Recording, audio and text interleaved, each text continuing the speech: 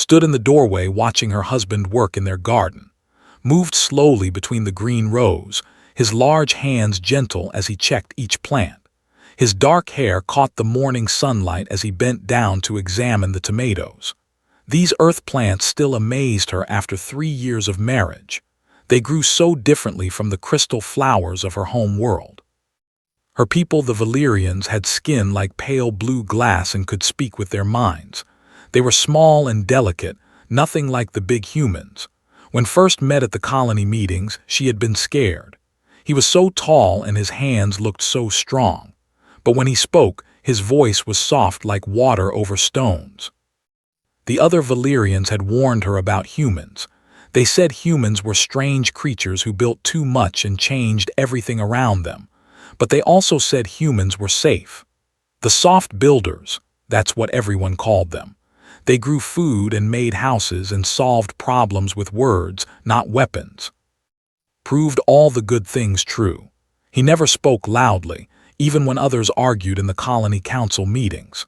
When Valyrian visitors came to their house, he always turned down the bright lights because he knew it hurt their eyes.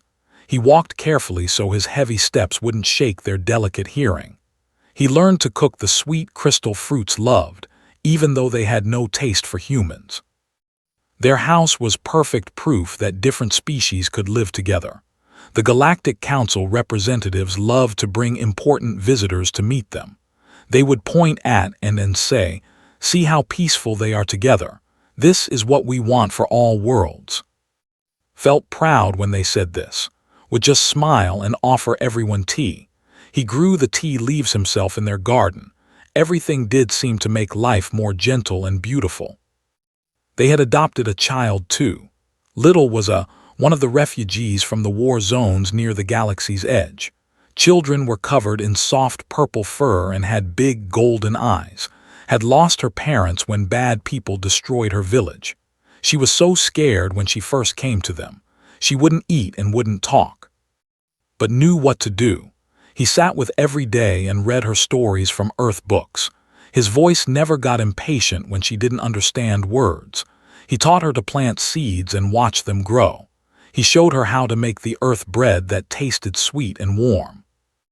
Now laughed and played in their garden. She called Papa in her musical language. She helped him water the plants and pick the vegetables. When she had bad dreams about the scary things that happened to her people, would hold her and sing soft human songs until she felt safe again. Friends from her home world visited often. They loved because he made them feel welcome. He built special chairs that fit their smaller bodies. He planted crystal flowers that reminded them of home. He never asked them to eat strange human foods or do things that felt wrong to their culture. "You found the perfect human," her friend had said during her last visit. "So gentle and kind. This is why humans are good for our children to be around. They teach patience and careful thinking." Had agreed then. Did seem perfect. He never got angry, never showed the violent feelings that scared peaceful species like hers. Even when difficult things happened in the colony, stayed calm. He would think carefully and suggest good solutions that made everyone happy. But sometimes noticed small things that puzzled her. When read the news reports from other worlds, his jaw would get tight. His hands would stop moving for a moment, completely still.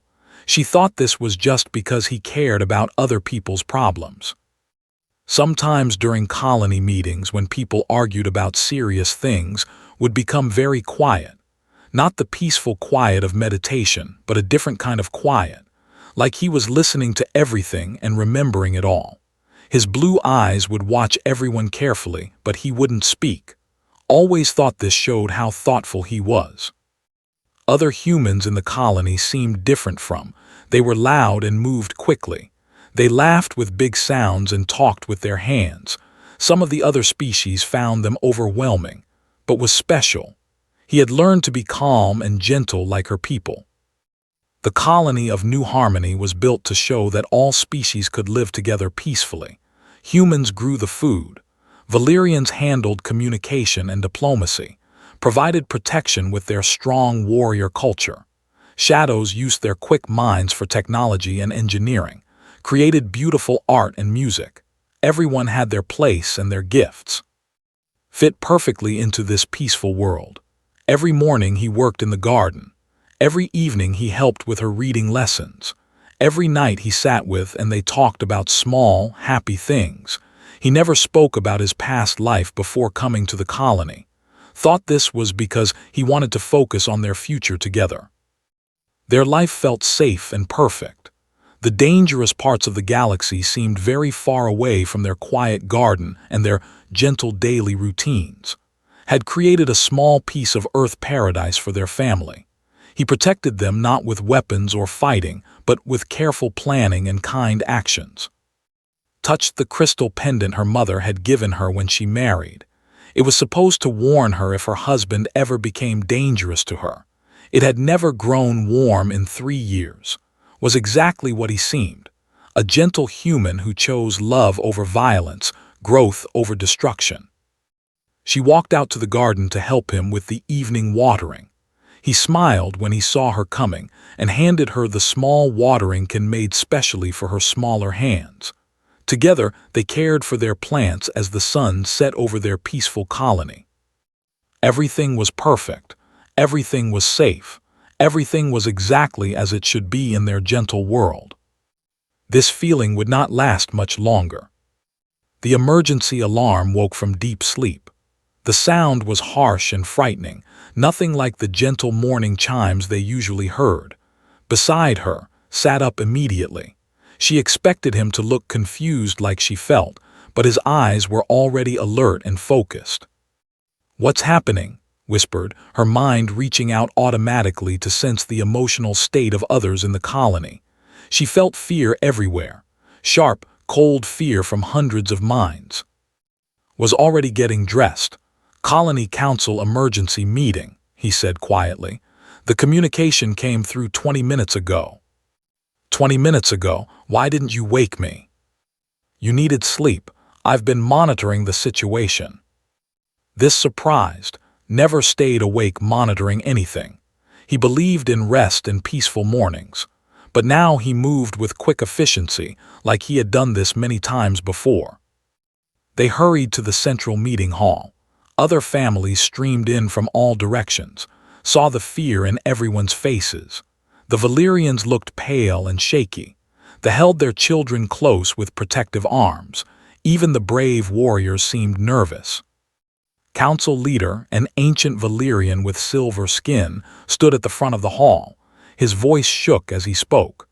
"We have received a demand from the Hegemony fleet. 3 destroyer-class ships have entered our system." The hall filled with gasps and worried voices. Felt sick. The Hegemony was known across the galaxy as a group of aggressive species who took what they wanted by force. They had been growing stronger by conquering peaceful worlds and taking their resources. "What do they want?" asked teacher, a kind named Myra's answer made the hall go silent. "They want all the refugee children, every child who came here from the war zones. They say these children are dangerous and must be placed in proper work camps for the safety of the galaxy." The silence broke into chaos. Parents grabbed their children closer. Voices rose in panic and anger. Looked around for Little and saw her pressed against side, her golden eyes wide with terror. "This is not legal under Galactic Council law," shouted the security chief. "Refugee children have protection rights." "The Hegemony no longer recognizes Galactic Council authority," replied sadly. "They say we are harboring future terrorists and criminals. They have given us 72 hours to surrender the children or face orbital bombardment." His world tilted. Everything safe and peaceful was falling apart. She looked at, expecting to see the same shock and fear she felt. Instead, she saw something that confused her. Looked angry, but not in any way she had seen before. His anger was cold and controlled, like ice that could cut. The debate went on for hours. Different species argued about what to do. The Valyrians wanted to negotiate. They believed peaceful discussion could solve any problem. They wanted to hide the children somehow. The Shadows suggested trying to contact the Galactic Council fleet, but everyone knew help would take weeks to arrive. The warriors were torn. Their culture said they should fight to protect children, but 3 destroyer ships was impossible odds. Even their best weapons could not match that kind of firepower. Throughout all the arguing, said nothing. He sat perfectly still with on his lap, listening to everything. Tried to read his emotions through their marriage bond, but she felt like she was touching a wall. Something inside her husband had shut down completely. When other people asked him questions, gave short, practical answers. The colony's defensive systems can't stop destroyer-class weapons. Evacuation ships would be caught before reaching jump distance. Underground shelters won't protect against orbital bombardment. His voice stayed calm and factual, but noticed his hands. His fingers drummed against his leg in a steady rhythm, like he was counting something. After 8 hours of desperate debate, the council reached a terrible decision. They would try to negotiate for more time, but if the hegemony would not change their demands, they would surrender the refugee children to save the rest of the colony. Felt the decision like a physical blow. Around the hall, people began to cry. Parents held their adopted children and whispered promises they could not keep. The weight of choosing some lives over others crushed down on everyone. "The meeting is ended," announced. "We will send our response to the hegemony in 6 hours. May the stars forgive us." People left the hall slowly, like they were walking through deep water. Waited for to stand up, but he continued sitting with. Other families passed them, some stopping to touch fur gently, like they were saying goodbye. When the hall was almost empty, finally spoke. His voice was different now, harder than had ever heard it. "Sweetheart, can you go wait with Mama by the door? Papa needs to talk to some people." Looked up at him with her big golden eyes. "Are the bad people going to take me away, Papa?" Touched her face very gently. "I won't let that happen, little star, I promise." Felt a chill at the absolute certainty in his voice. Never made promises he could not keep, but how could he promise something impossible? She took to the door and watched as walked over to specific people who were still in the hall. He spoke quietly to the security chief. Then to Dex, a shadow engineer who worked on the colony's power systems. Then to Sarah, another human who ran the construction teams. Could not hear what they talked about, but she saw their faces change as spoke. These were not casual conversations. Was asking them specific questions and listening to their answers very carefully. When they finally walked home, could not hold back her questions anymore. "What were you talking about with those people? What were you asking them?" Was quiet for a long moment. They walked past their peaceful garden, past the earth tomatoes growing heavy on their vines, past the crystal flowers that glowed softly in the evening light. "I was learning things," he said finally. "What kind of things?" Stopped walking and turned to look at her. In the dim light, his face looked different, older, harder, like someone she had never met before. "Things about how to keep our children safe. Things that peaceful species don't need to know, but humans remember." He picked up who had fallen asleep against his shoulder and continued toward their house. Followed, feeling like she was walking beside a stranger wearing her husband's face. Woke before dawn to find side of the bed empty. She checked room, but their little girl was still sleeping peacefully, her purple fur rising and falling with each breath. Where was? She found him in his study, staring at the wall screen. Images flashed across it, building layouts of the colony, supply lists, communication frequencies. Things had never looked at before as far as she knew. "You're up early," she said softly. Turned off the screen immediately. Couldn't sleep, too much to think about. Before could ask more questions, his communication device buzzed with an emergency alert. The message made her heart stop. Hegemony forces have begun preliminary collections from outer settlements. 3 refugee children taken from Mining Station 7. Colony reports forced compliance in progress. Read the message without any expression on his face. Then he stood up and walked to their kitchen, followed, watching as he made breakfast with the same calm movements as always, but she noticed his hands. They were perfectly steady, like he was concentrating very hard on staying in control. "Did you hear what the message said?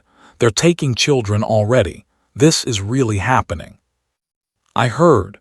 He cracked eggs into a pan with mechanical precision. "The hegemony is testing colony responses. They want to see who will resist and who will comply." "How do you know that?" Paused for just a moment. "It's basic military strategy." This answer shocked, had never mentioned knowing anything about military strategy. He was a farmer, a gentle man who grew vegetables and read bedtime stories. Where had this knowledge come from? After breakfast, said he needed to check on some of the colony's agricultural systems. Decided to follow him, something she had never done before. She stayed far back, using her natural Valyrian ability to move silently. What she saw confused and frightened her. His first stop was the chemical storage facility where farming supplies were kept. He spent a long time reading labels and writing notes, but he wasn't looking at fertilizers or plant medicines. He was studying the acid compounds used for cleaning equipment and the industrial solvents for machinery maintenance. His second stop was the construction depot. Talked for an hour with Sarah, the human construction chief. They looked at blueprints together and discussed something about load-bearing calculations and structural weak points. Wen had learned about construction engineering. His third stop was the most confusing. Visited Dex, the shadow engineer who maintained the colony's power grid. Shadows were naturally secretive people with dark, shifting features. Most colonists found them hard to talk to, but Dex talked like old friends sharing technical knowledge. Heard words she didn't understand. Electromagnetic pulse potential, grid feedback loops, overload cascade sequences. That afternoon made more visits. He spent time with learning about the colony's defensive sensor network. He talked with Dr. Helms, a human doctor, about the medical effects of various gases and toxins. He even visited Whisper, the retired shadow who now ran the colony's best restaurant. Each conversation was different but noticed a pattern, was collecting information. Specific, detailed information about systems, chemicals, weapons, and technologies. It was like he was building some kind of database in his mind. That evening confronted him in their garden. He was checking the tomatoes again, but his movements seemed distracted. "What were you really doing today?" "Checking on agricultural systems. I told you." "No, you weren't. I followed you." His voice was shaking. "You were learning about chemicals and explosives and power grids. You were talking to people like you understand military engineering. Who are you?" Straightened up slowly and looked at her. For a moment, she saw something flicker in his eyes, something cold and calculating and completely unlike the gentle man she had married. "I'm your husband. I'm's father. I'm the person who tends this garden and reads bedtime stories and makes you tea when you're sad. But you're something else too, something you never told me about." Was quiet for a long time. He pulled a few weeds with careful motions, like he was thinking about how to answer. "Before I came to New Harmony, I had a different life. Most humans do, before we choose to become farmers or teachers or peaceful colonists. We don't talk about those lives because they're finished. We prefer who we are now." "What kind of different life?" "The kind that taught me things peaceful species don't need to know." Felt scared but also angry. "That's not an answer. We're married. I have a right to know who you really are." Set down his gardening tools and faced her completely. When he spoke, his voice carried authority she had never heard before. "I'm someone who spent 10 years learning how to break things. How to break weapons, how to break defenses, how to break entire military operations.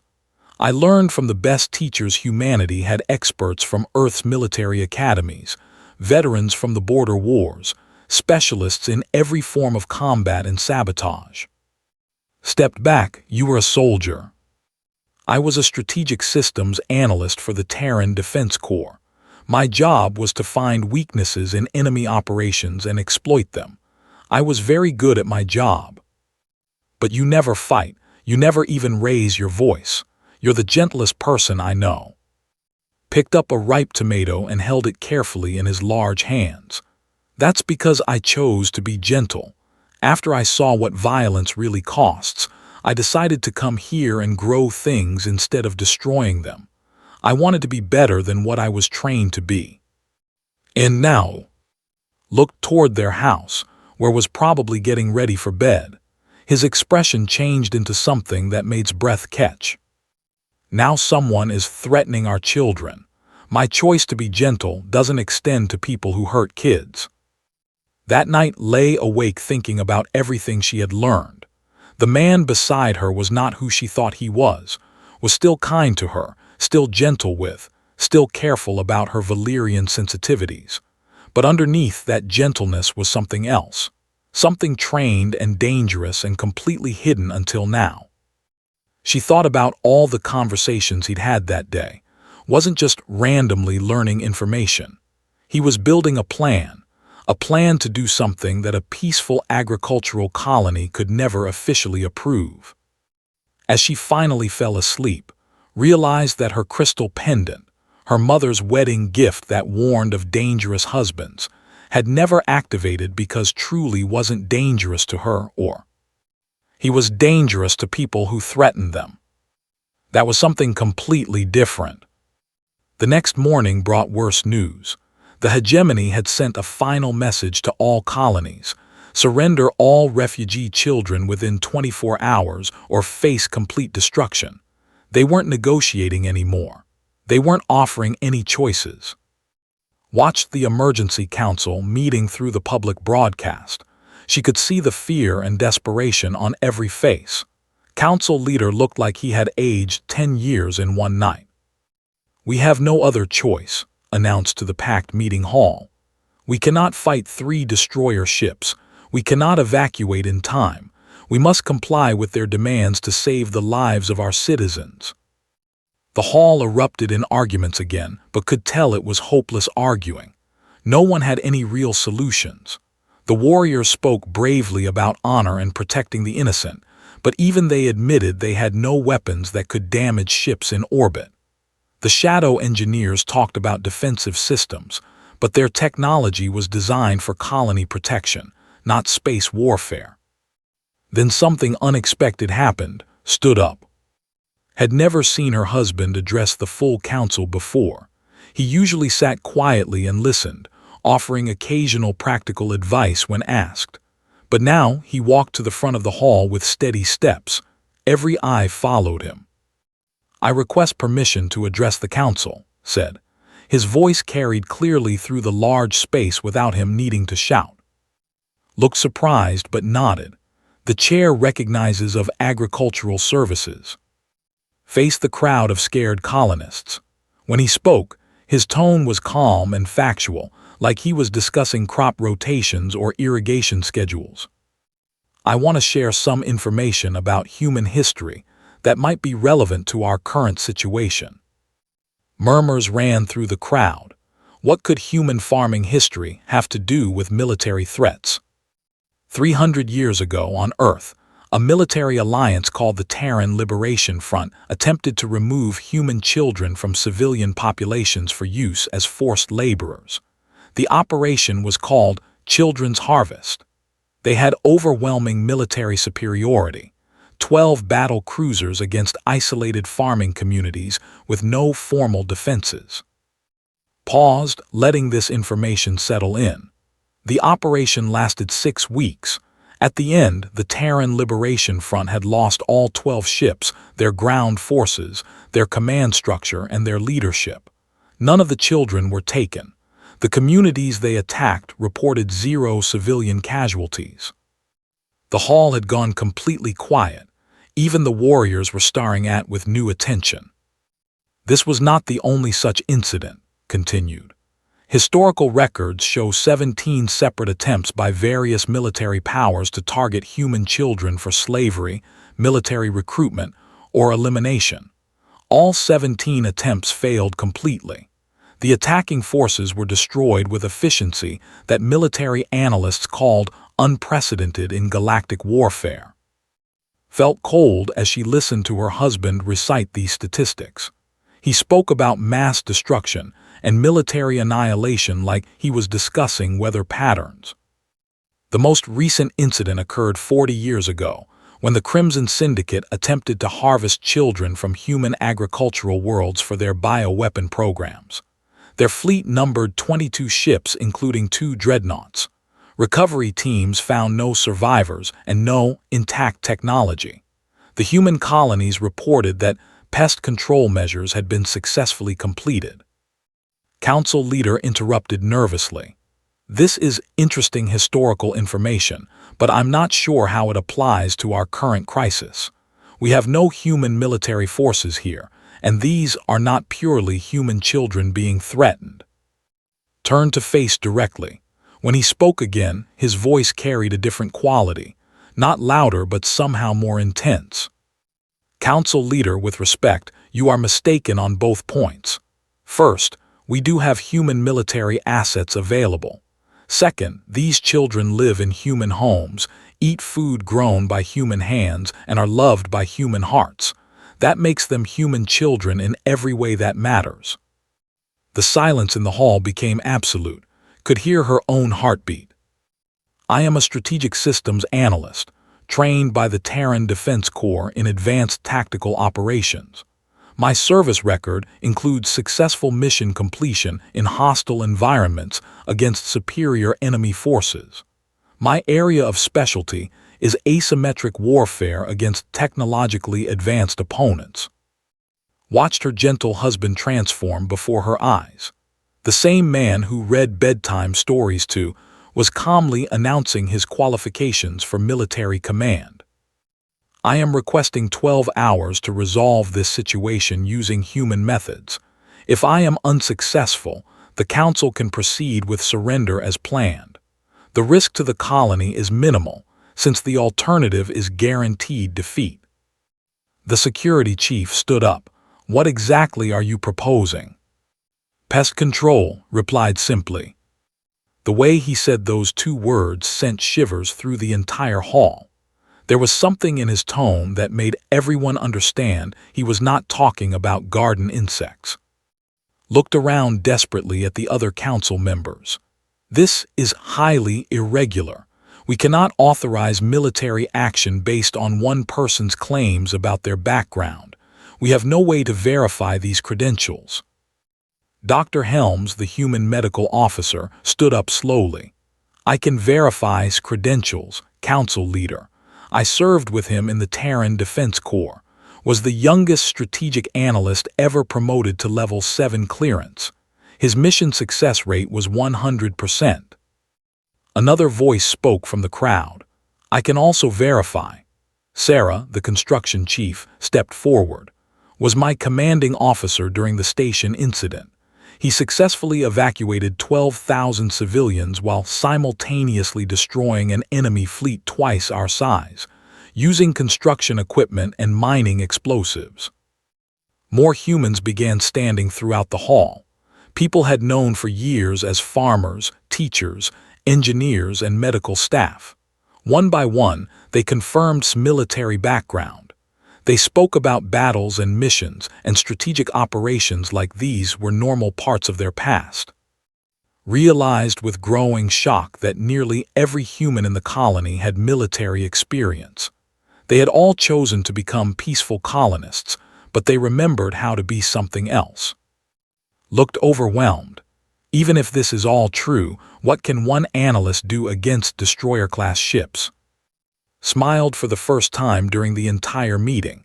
It was not his usual gentle smile. This smile was sharp and cold and confident. Council leader, the hegemony made a critical error in their intelligence gathering. They researched this colony's official defensive capabilities, which are indeed minimal. They researched our population composition and identified us as a peaceful agricultural settlement. They calculated our military potential based on visible weapons and defensive installations. He paused. looking around the hall at all the humans who had revealed themselves as former soldiers. What they failed to research was human standard operating procedure when children are threatened. They don't understand that peaceful humans and defenseless humans are not the same thing. They're about to learn the difference. Turn back to 12 hours, council leader. That's all I need. The vote was close, but desperation won over doubt. The council authorized to attempt alternative defensive measures for 12 hours. If he failed, they would proceed with surrender. As the meeting ended and people filed out, sat frozen in her seat. The man walking toward her looked like her husband, but everything else had changed. The gentle farmer was gone. In his place stood someone harder, colder, and completely certain about what he was going to do. Said gently, his voice returning to the tone she knew, "I need you to take and stay with the other families in the central shelter. What's going to happen next might be frightening to watch." "What are you going to do?" Touched her face with the same gentle hands that had tended their garden for 3 years. "I'm going to protect our children, just like any human father would." The way he said it made believe that the hegemony ships, despite all their weapons and armor, were the ones in real danger. Sat in the emergency shelter with and the other families, listening to the sounds above them. At first, there was nothing. Complete silence from the colony's surface.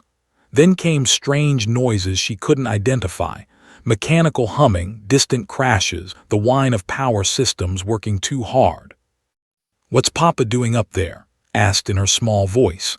The child pressed closer to her, golden eyes wide with worry. "He's working to keep us safe, little star," replied, though she had no idea what was actually doing. Through the mental link they shared as a married couple, she could feel him somewhere above them. But his emotions were locked away behind walls she couldn't break through. The first sign that something was happening came from the emergency communication system. A crackling voice announced, "Hegemony Fleet Command to New Harmony Colony. Our communication arrays are experiencing technical difficulties. Explain the atmospheric interference affecting our signals." Looked around the shelter. Other colonists were equally confused.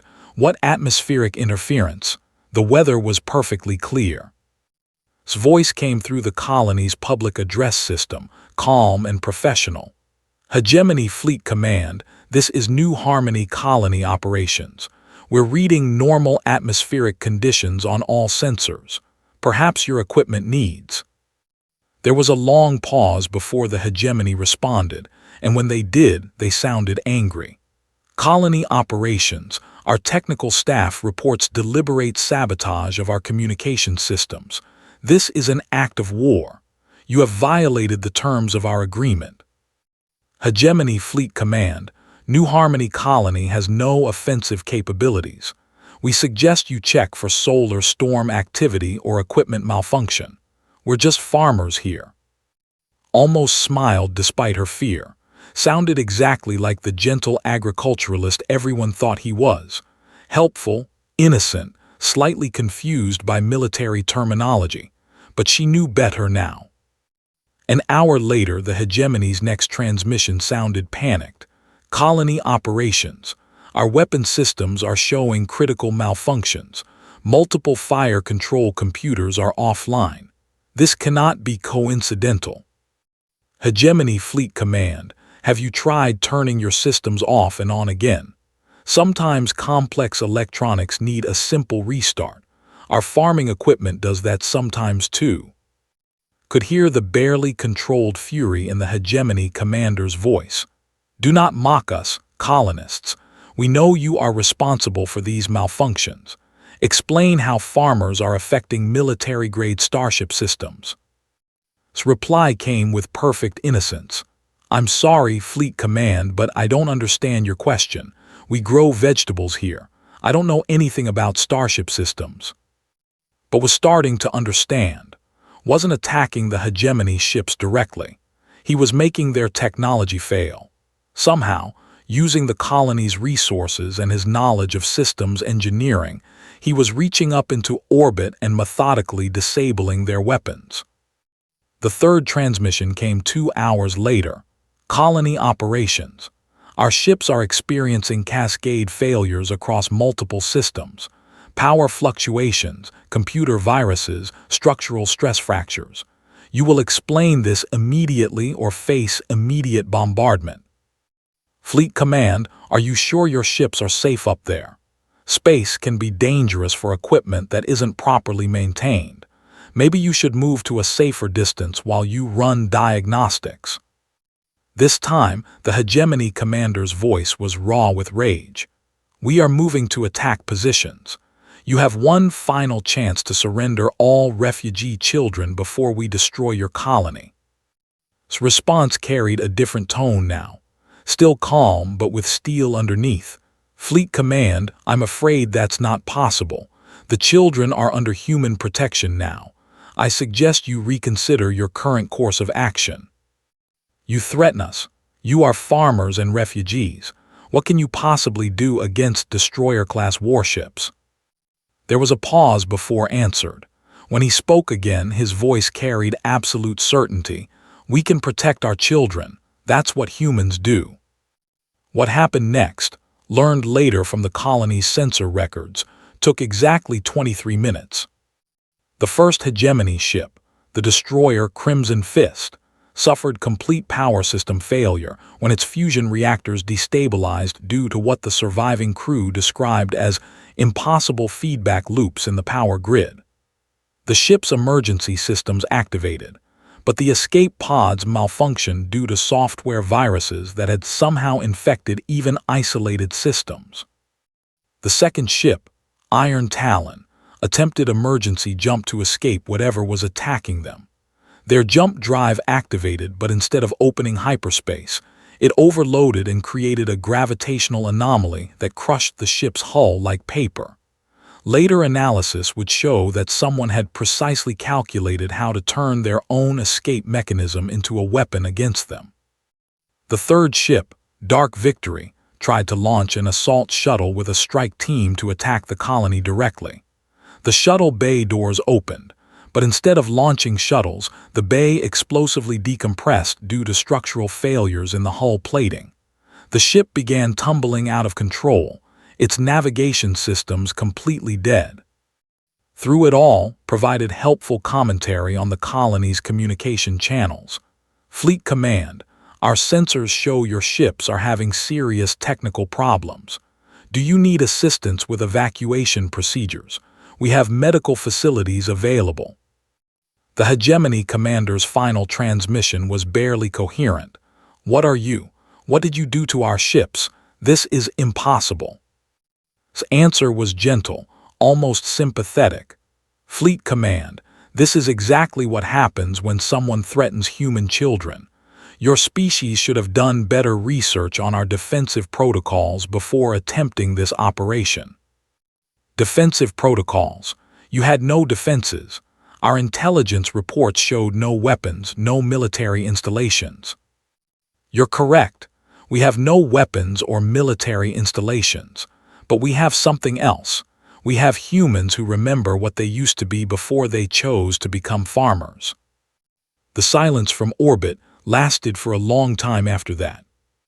When the all-clear signal finally sounded and the families emerged from the shelter found in their garden, he was watering the tomatoes with the same gentle care as always. His hands were steady. His face was peaceful. He looked exactly like the man she had married 3 years ago.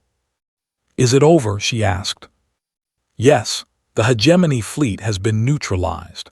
Their surviving crew members are being picked up by Galactic Council rescue ships. No one was seriously injured. Stared at him. How can you say no one was seriously injured? You destroyed 3 warships. Continued watering plants. I disabled their ships and disrupted their systems, but I was very careful about their life support and escape systems. Destroying ships and killing people are different things. I wanted to stop them, not commit genocide.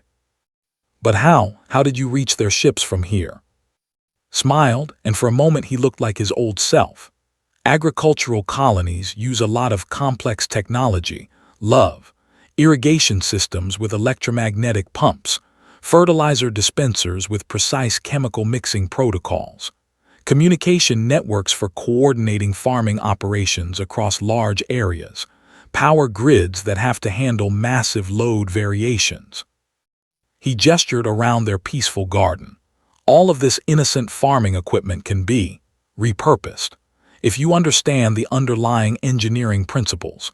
The hegemony expected military weapons. They didn't expect their own ships to be attacked by modified irrigation systems and fertilizer dispensers.